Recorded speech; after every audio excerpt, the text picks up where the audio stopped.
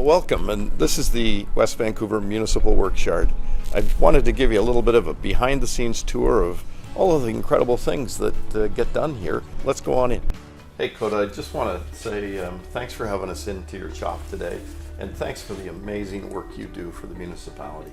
And I'd love you to just tell us how you recover this wood and what happens to it. It's a report basis by the resident or our coworkers, and we have an arborist that works in the uplands, and he will look at if there's any fallen trees because of the storm or dead wood, dead trees and whatnot.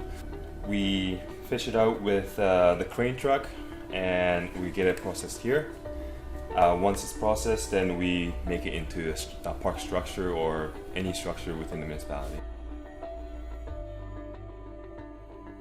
Our coworkers report to me or my arborist that there will be there's a cedar or yellow cedar on the foreshore, and from there we definitely use a crane truck again, and then we'll get it up here, process it, and then one of the examples that we use the drift log is Ambleside Daycare. We put up a nice arch on top of the playground.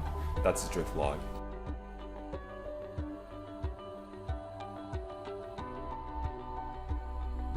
And so this is your workyard. Can you just give us a quick tour? Yeah, so this is our area for fine woodworking. And then over there, we're working on anything trail related, anything rough timber related, we're working on there. So Coda, it's clear you make a lot of different things here. Can you give me a quick list? We make stairs, bridges, benches, we tackle them all.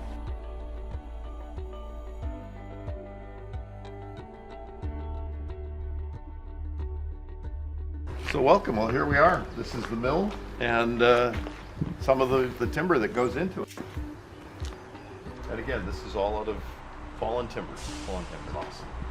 You gonna show us how it's done? Of course.